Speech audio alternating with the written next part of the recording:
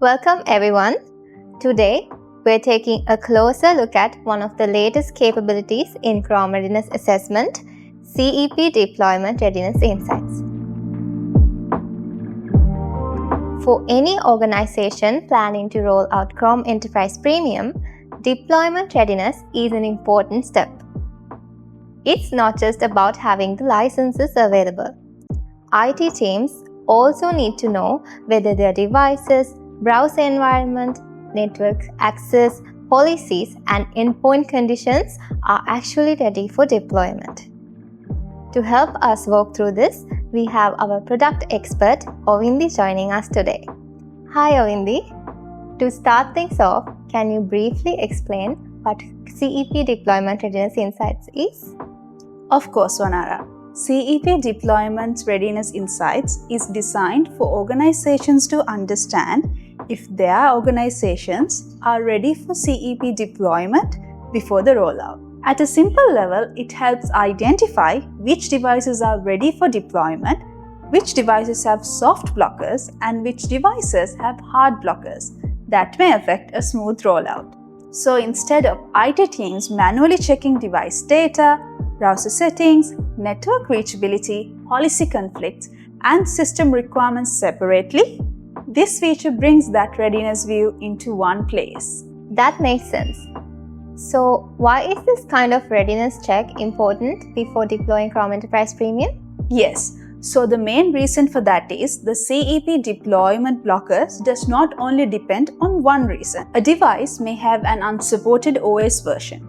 There may be network restrictions, proxy or SSL inspection issues, policy conflicts, missing reports access, or even users who still depend heavily on other browsers.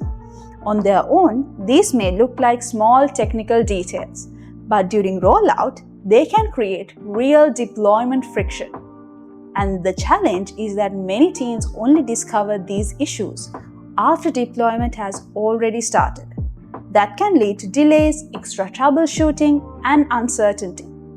CEP Deployment Readiness Insights helps teams move away from that reactive troubleshooting approach into a readiness planning before rollout begins. Got it.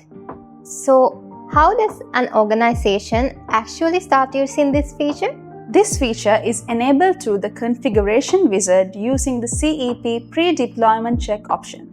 Once that option is selected, the assessment starts collecting and analyzing the required endpoint signals for CEP readiness.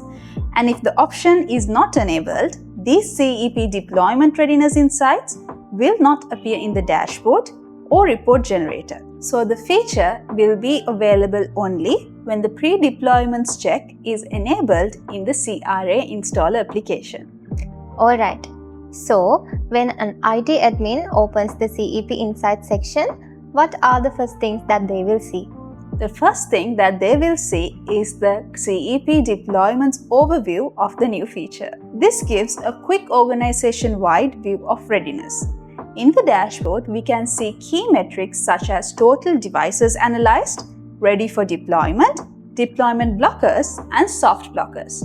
So right away, an admin can understand the current rollout posture without going device by device. So this is basically a quick executive summary of readiness. Yes, that is actually a good way to put it because this gives IT teams, security teams, even leadership teams an answer to a very practical question they are having.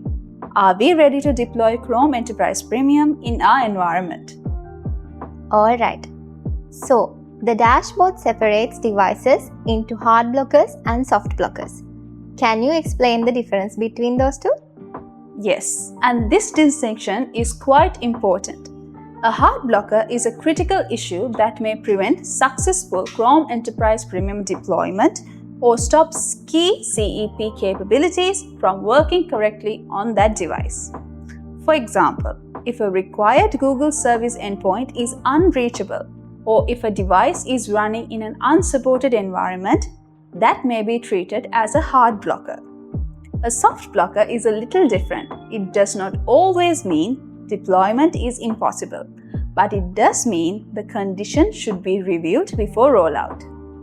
For example, heavy alternative browser usage, may be a soft blocker. Technically, it may not be able to stop the deployment, but it tells the team that users may be still depending on Edge, Firefox, or another browser. So I hope the difference between soft blockers and hard blockers are clear. Yes. So hard blockers are like more urgent technical issues, while soft blockers are like more reviewable risks. Is that true? Yes, that's right. Hard blockers usually need priority attention. Soft blockers help teams plan better and avoid rollout friction. So the dashboard also has a readiness breakdown. What does that section show?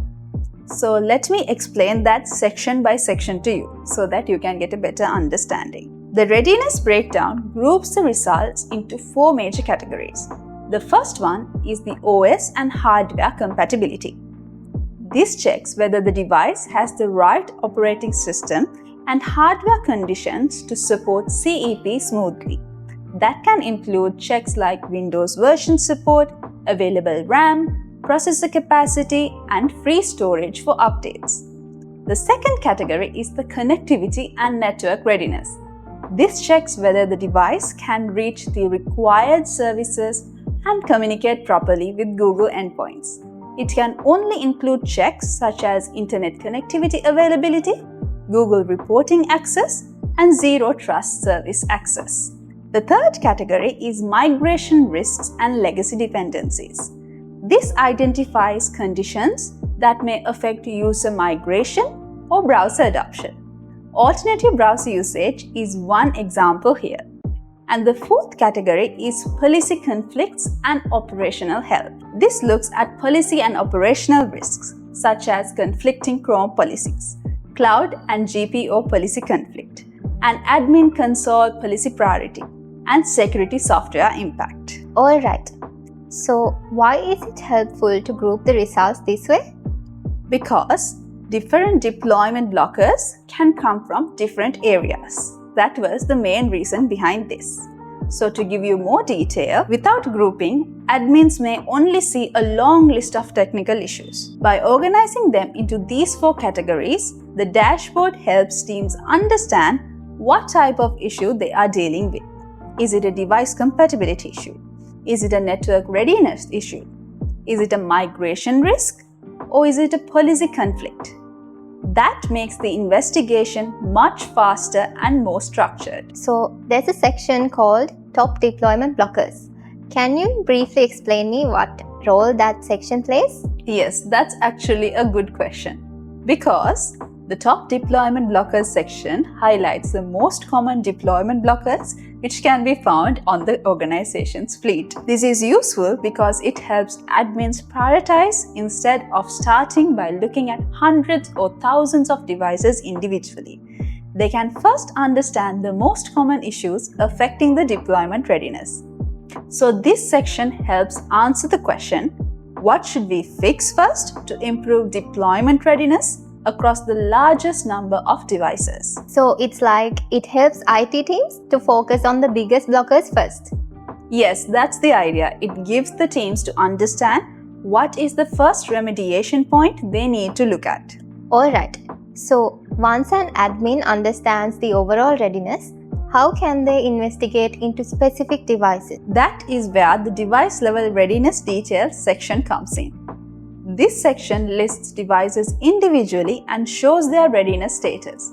A device can be marked as ready for deployment, soft blocker, or hard blocker. It also shows the identified blockers for each device. Admins can filter by readiness status and narrow down the device list.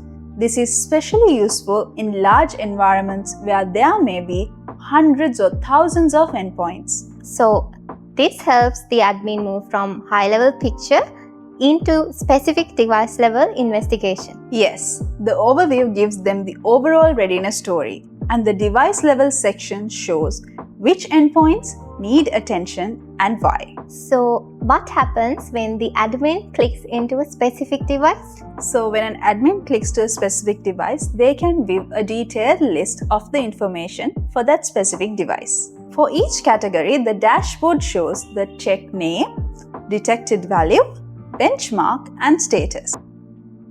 For example, under OS and hardware compatibility, the admin can see the checks such as Windows version support, available RAM, and processor capacity. Each check shows the detected value and the expected benchmark. So instead of only saying the device is blocked, the feature explains why. Under network and connectivity health, the admin can also see whether required services are reachable. This level of detail helps admins understand the exact condition behind the readiness result. That's useful because it gives the reason behind the status, not just the status itself. Absolutely. That's one of the main benefits. The feature does not just label a device as ready or blocked, it gives the context behind that result, so teams can understand the next step more clearly. From a practical point of view, how does this help IT teams and security teams before a CEP rollout? Great question. It actually helps in a few key ways. First, it improves visibility. Teams can see deployment readiness across the device fleet. Second, it helps prioritize action. Hard blockers can be reviewed first because they may prevent deployment success.